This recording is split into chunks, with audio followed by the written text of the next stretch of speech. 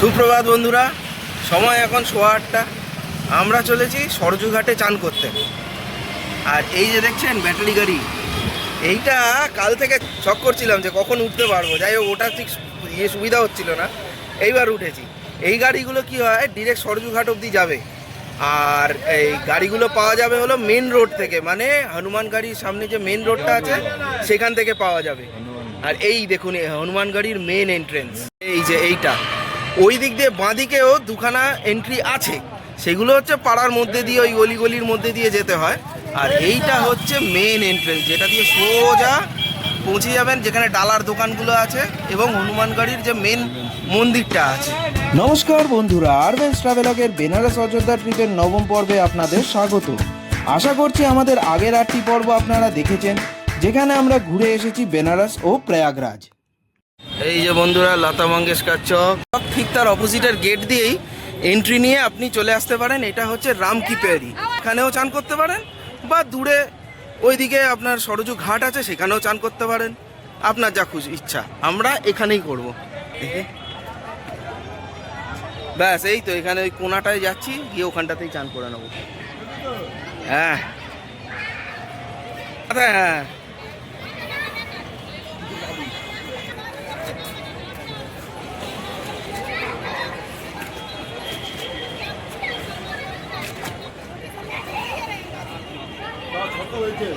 বন্ধুরা এই জায়গার সৌন্দর্য তো আসছেই, তার থেকেও বড় কথা এখানকার মানুষের যা এনার্জি দেখছি, আর পুরো এরিয়ার যা এনার্জি, এক কথায় অসাধারণ, দুর্দান্ত।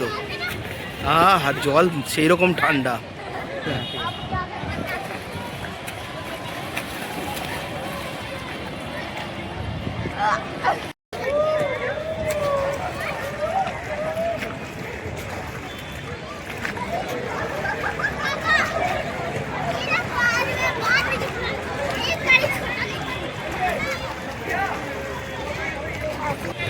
তো বন্ধুরা, স্নান ইজ ডান। চিরুনিটা আনতে ভুলে গেছি, যাকে বাড়ি গিয়ে আঁচড়ে নেবো। আর মহিলাদের জন্য ছোট ছোট তাঁবু করা, ওই সবুজ হলুদ, এইটা হচ্ছে মহিলাদের ড্রেস চেঞ্জ করবার জন্য ব্যবস্থা আছে। আর বাহ, এই এক্সপিরিয়েন্সটা মনে রাখবে অনেক দিন। এইবার চললাম আবার হোটেলের পথে। এবার আপনাদের জানাবো বন্ধুরা এই ব্যাটারি গাড়ির রুট। ব্যাটারি কার্ডগুলি আসা যাওয়া করে ধর্মচক থেকে উদয়া চৌরাহা।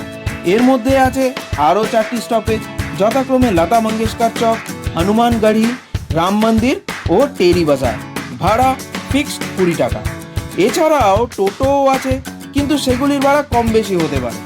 আর হ্যাঁ, যারা গাড়ি নিয়ে আসবেন তাদের জন্য ওই লতা মঙ্গেশকর চকের কাছেই পার্কিং জোন আছে। এবং মনে রাখবেন, এই রুটেতে অন্য কোনো পার্কিং কিন্তু নেই।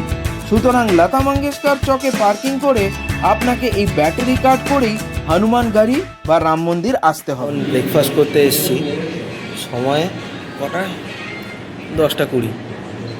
অনেকক্ষণ ধরে বসে আছি আর কি, অর্ডার দিয়ে দিয়েছি, ওরা আসছে নিয়ে। আর এই সরজুতে চান করার পর কী যে ঘুম পাচ্ছে, মানে শরীর হালকা হয়ে গেছে। আগে একটু রাস্তায় যেতে হবে, এখন সবথেকে ভালো যদি একটুখানি ঘুমোতে পারতাম। যাই হোক, দেখি আগে ব্রেকফাস্ট করা যাক। খিদে তো প্রচণ্ডই পেয়েছে, এবং নদীতে চান করলে যেরকম খিদে পায়, ওরকম খিদে তো প্রচুর পেয়েছে। এই যে খাবার এসে গেছে। পুরি সবজিতে কি দিয়েছে? কটা রুটি, কটা পুরি আছে?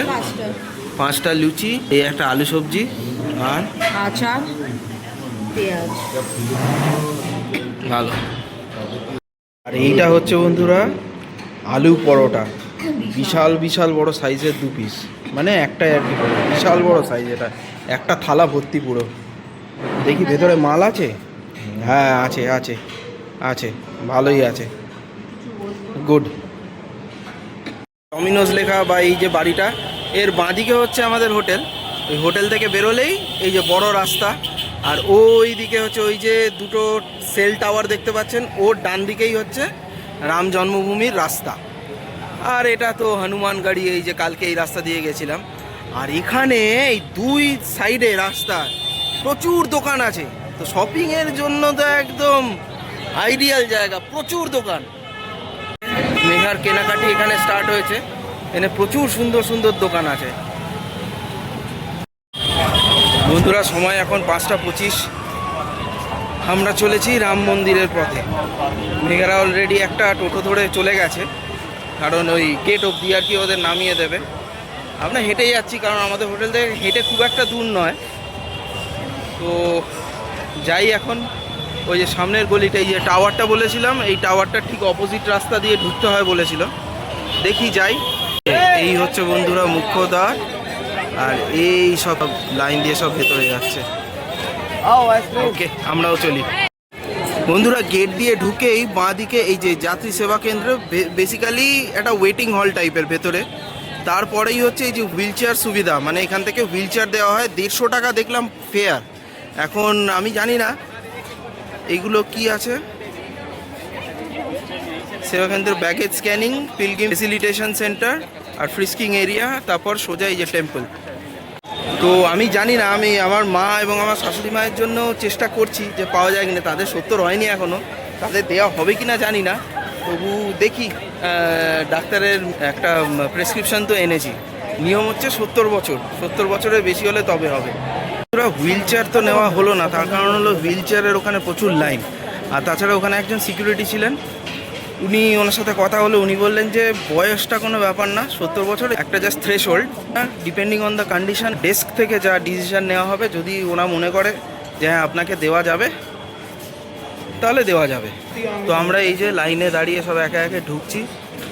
এই লাইনে এখনও অবধি কোনো মোবাইল চেক আপ বা জুতো কিছু করা হয়নি। ওই যে রাম মন্দিরের চূড়োটা দেখা যাচ্ছে এই দূরে। এখানে ডিরেকশন দেওয়া আছে কি baggage scanning, pilgrim facilitation centre আর টেম্পল কমপ্লেক্স, ফ্রিস্কিং এরিয়া। তার মানে আগে গিয়ে যা চেকিং হওয়ার হবে। চলো চলতে থাকো। ওকে, সো প্রথমে হলো ব্যাগেজ চেকিং। এখানে এই যে এখানে ব্যাগ চেক হলো, তারপরে আবার ভেতরে এখানে কি কি আছে, পিলগ্রিম ফেসিলিটেশন সেন্টার আর শু ডিপোজিটারি। ও প্রিটি সেলফ এক্সপ্লেনেটারি, বাঁ দিকে গিয়ে করতে হবে। বা জুতো জমা দিতেও পেল্লাই লাইন। ঠিক আছে, ওই দেখুন, ওই দেখুন, বল জয় বজরংবলী দিয়েছে জুতো জমা রেখে। আর যেতে হবে ওই দিকে। তো মোটামুটি 40-45টা মতন কাউন্টার আছে জুতো রাখার, এই যে পেছনে। আর এই সামনে হচ্ছে মূল দ্বার, আমার যা মনে হয়।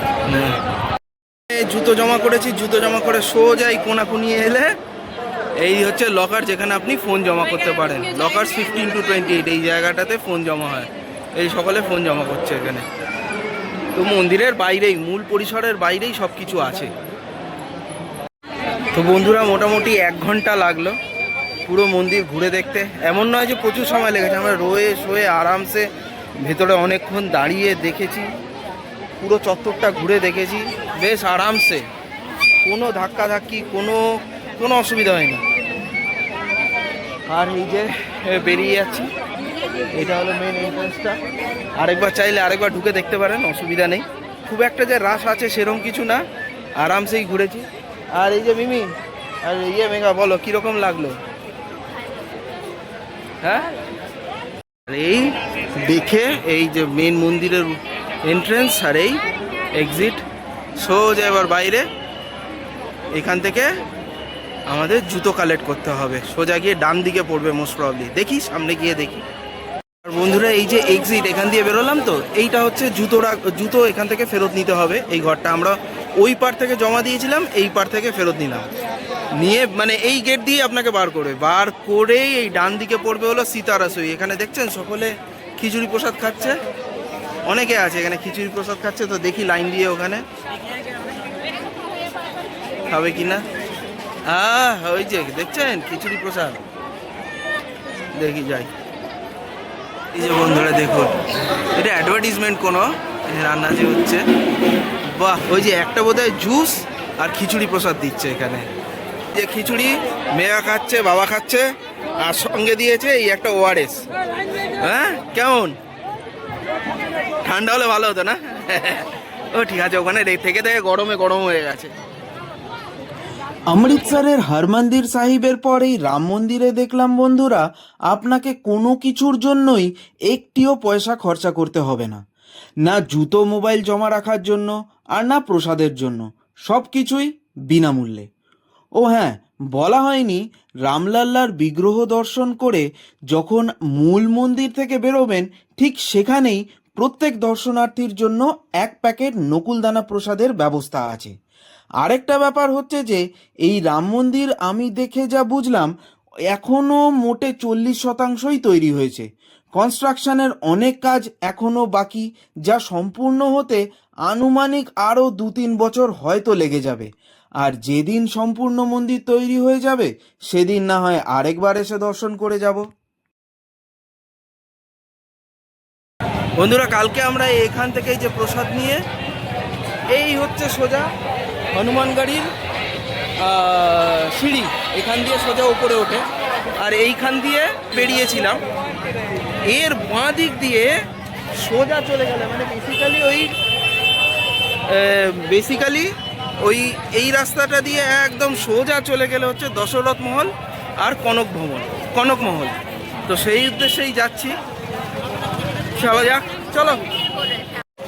হনুমান গাড়ির যে মেইন সিঁড়িটা আছে তার পাশ দিয়েই যে সোজা রাস্তাটা চলে যাচ্ছে, সেটা দিয়ে গেলেই আপনি দশরথ মহলে পৌঁছে যাবেন। যাওয়া যাক দশরথ মহল। এই যে ভেতরে ঢোকা যাক, দেখি আবার টিকিটের ব্যাপার আছে কিনা। শ্রী চক্রবর্তী মহারাজ দশরথ জি কা রাজমহল। চলো।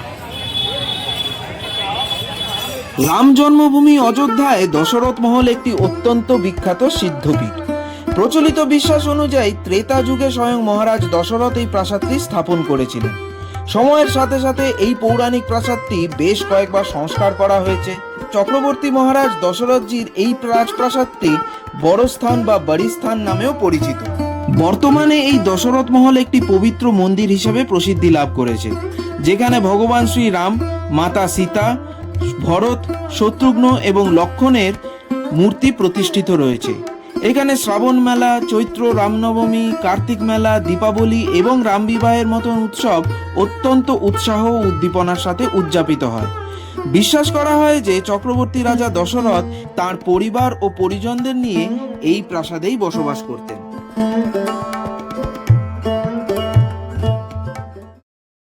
লোকেশনটা খুবই সিম্পল। এই সোজা হচ্ছে এই যে হনুমান গাড়ি, এই রাস্তা দিয়ে সোজা চলে এলে এই হচ্ছে দশরথ মহল, আর দশরথ মহলের পাশের এই গলিটা দিয়ে সোজা হাঁটা দিলে পড়বে হলো কনক মহল। তো ওই দিকে এবার যাই।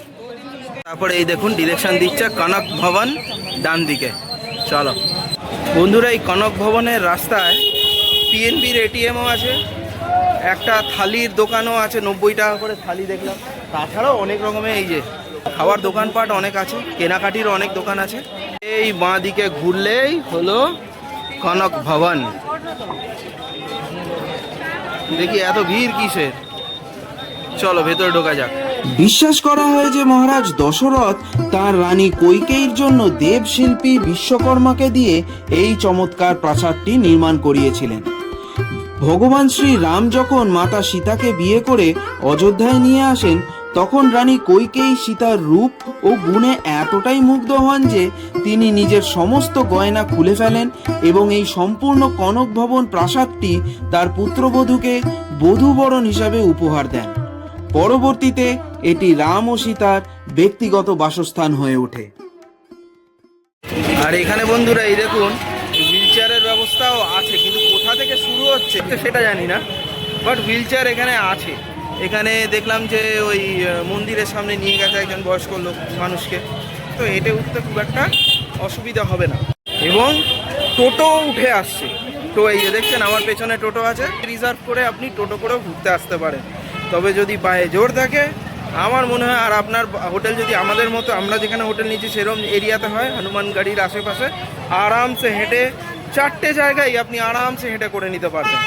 তবে সঙ্গে বয়স্ক মানুষ থাকলে একটু অসুবিধা হবে, তখন একটু ওই টোটো বা ব্যাটারি কার যেগুলো আছে বা একটু হুইল চেয়ারের হেল্প আপনি নিতে পারেন। আর মার্কেট চত্বর যদি বলেন, আমার মনে হয় মার্কেটিংয়ের মেইন জায়গা হচ্ছে এই হনুমান গাড়ি, এই চত্বরটা, মানে হনুমানগাড়ির সিঁড়ির ওখানটা বা হনুমানগাড়ি মন্দিরের আশেপাশটা, আর মেন রোডের দুপাশে তো প্রচুর দোকান আছে। আর এই হনুমানগাড়ির চারপাশে যে দেখছেন আমার পিছনে প্রচুর দোকানপাট আছে। তো এইটাই হচ্ছে আমার মনে হয় মেন শপিং এরিয়া। তো বন্ধুরা, আজকে এখানেই ইতি। আজকে আমাদের এই ট্রিপের শেষ রাত এবং কালকে কলকাতার পথে প্রস্থান। মন খুশি এই ভেবে যে যতটা ঘোরাঘুরির প্ল্যান করেছিলাম তা সুষ্ঠুভাবে সম্পন্ন করতে পেরেছি। তবে একটি চিন্তা মাথায় ঘুরপাক খাচ্ছে, কারণ কালকে ট্রেনে একটা লোয়ার বার্থ আমাদের জোগাড় করতেই হবে। আর জম্মু তাওয়ি এক্সপ্রেস সে কি সঠিক সময়ে পৌঁছবে? জানতে দেখুন আমাদের বেনারস অযোধ্যা ট্রিপের 10ম এবং অন্তিম পর্ব।